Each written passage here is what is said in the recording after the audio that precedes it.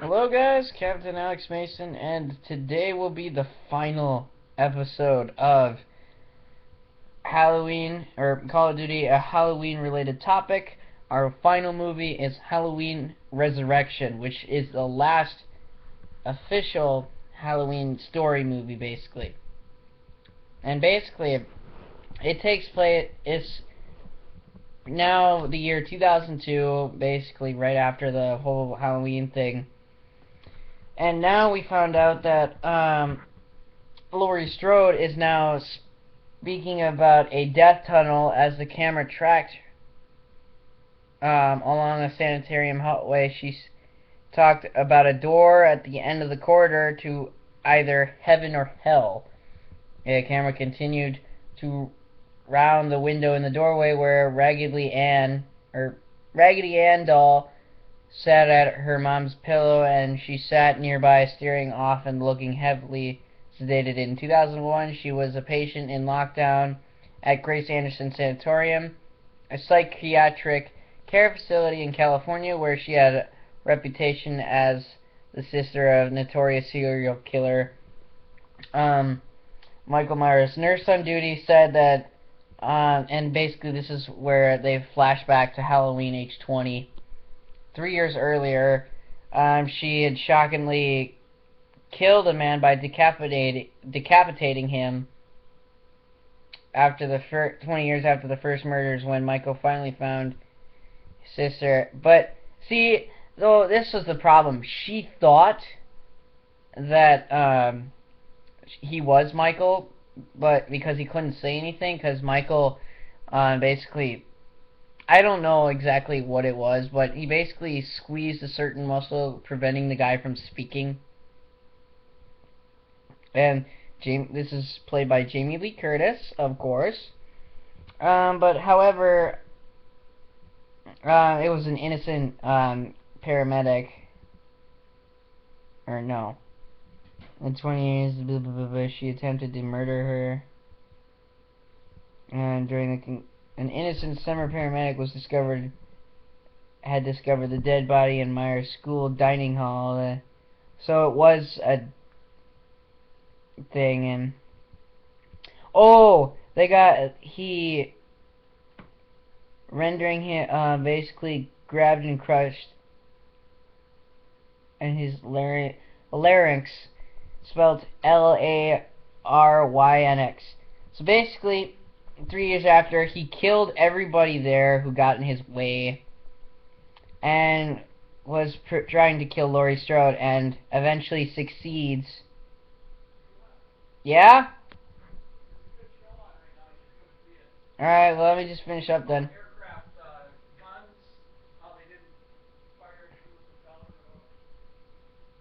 Okay. Anyway. So, basically, what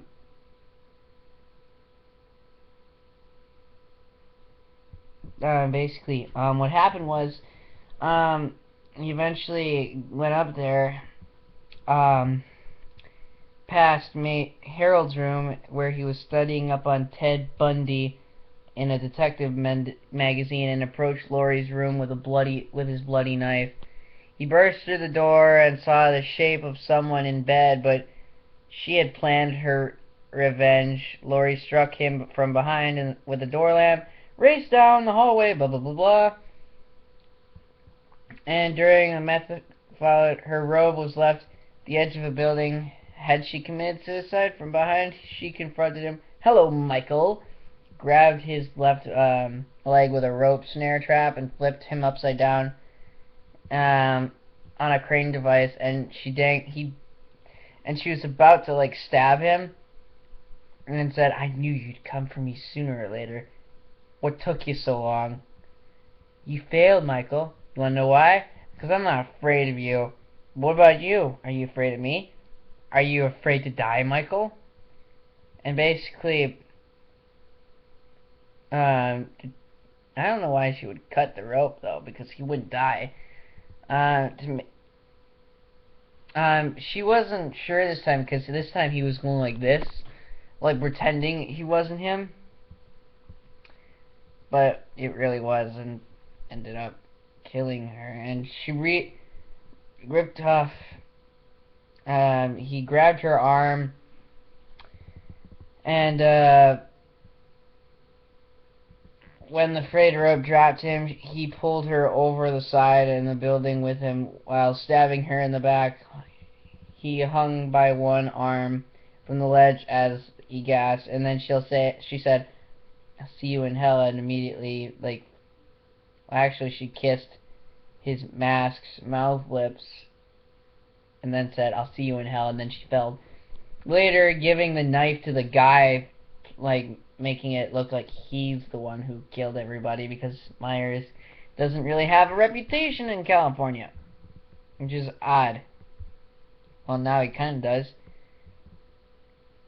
So now we're in Haddonfield University, where Professor Mixter was lecturing a classroom about famous psychologist Carl Jung, who said that in everyone there lurks a dark, malevolent figure. Kind of a boogeyman, if you will. I call it ironic, the irony channel, I guess. And basically, Sarah Moyer answered his question about the shadow, and then they have Jenna Danzig told her friend and university cafeteria worker Rudy Grimes that all three of them had been selected as chosen few cast members of the Dangertainment team to explore the deep, dark recesses of the human psyche. Sarah was reluctant, although aspiring network TV broadcaster. Jen was excited about publicity and paid scholarship.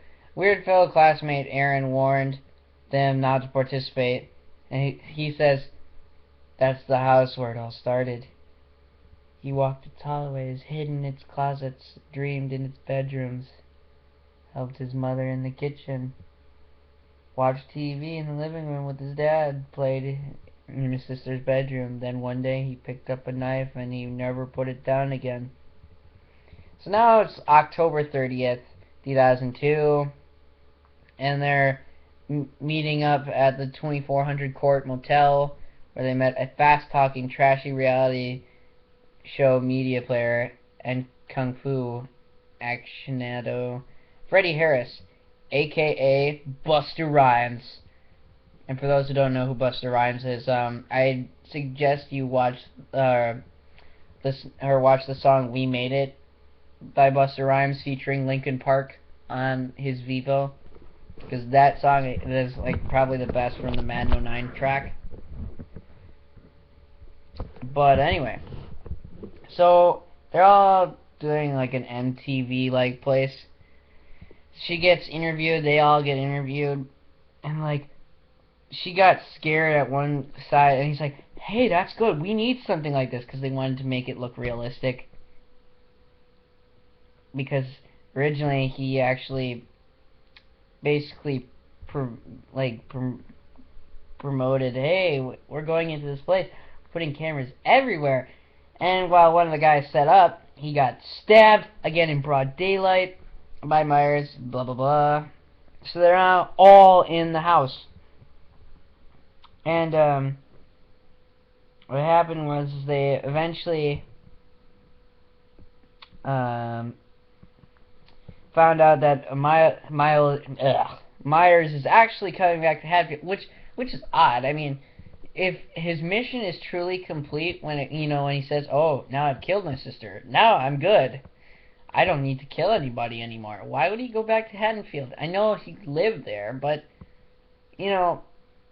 for a guy who has such a big reputation, you go to the one place where everybody wants to be right now. Everybody, it's you can't just go in there. So, oh wow. So screen name.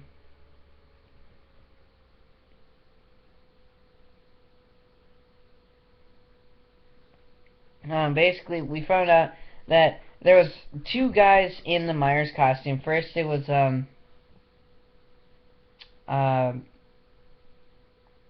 his face, Buster Rhymes' character. He was dressing up as Michael Myers, and then they found out, dude, you set us up here for to really start doing this, and everybody's like all like dying and stuff, but basically, hang on, they're all like basically suspected in another, but it's too easy. Why is all this stuff here? They're like, why would all of these things be out here in the open? You think they would be a little more discreet, and they're like, something's off. And they found like this little basement underground area, and Jim asked, you think they kept him down there? Sadistic playpen, sorry. And all of a sudden, the ancient wall crumbled above them, unleashing skeletons onto them. Donnie became hysterical and said, all his victims, it's a mass grave. And then after that, he's like, oh, you've got to be fucking kidding me. And they're like, what? Made in Taiwan. And then all of a sudden, to complicate matters, the two Myers appeared in the dining room. Freddy, masquerading as him, who is Buster Rhymes, was stalked by the real Myers and turned to scold him, thinking it was Charlie. I ain't paying you to be Michael Myers. I'm playing Michael Myers. If them kids come around and see us dressed up as the same shit, you're gonna ruin this whole effect. God damn it! What the hell is wrong with you? Take your ass in the back of the garage with Nora. That's your job. Go back there with Nora and help her ass out. Go on, scoot. Skedaddle. Get the fuck out of Dodge. Which is odd, because he went along with just like, oh, okay, your soul will be mine later. So, later on, the college students at the party realized abrupt appearance as he stalked Donna, she was believing that it was all theatrics, but was realistic, screaming, somebody help, this isn't funny anymore. And she died, being impaled by a spike. And emerged from her chest, spectator Scott, as the party responded, he's like, that was so fake. And then he's like, I don't know, I've seen fake stuff before. This one looked real. And he was dating the girl who like sounded really scared, like compared to everybody else. Let's just see how much time I got left. Yeah, I'm gonna have to fix my camera. It's got that lens flare. Anyway, so later we find a rat-infested area with a bed, and Myers is actually sleeping and living off rats as food, impaled into its eyes. The college student, he's like, nice prop. That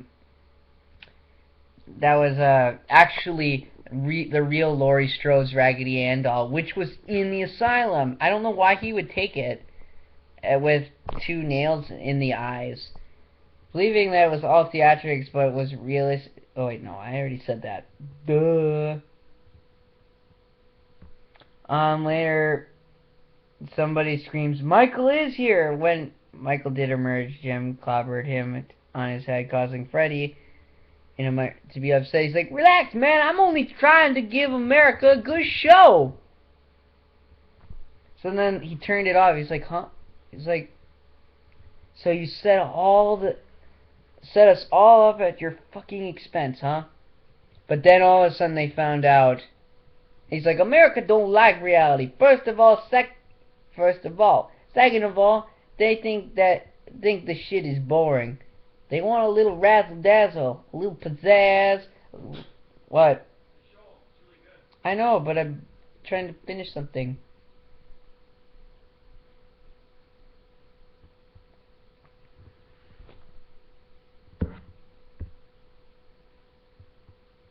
I'm gonna have to continue this in the next part, honestly, guys.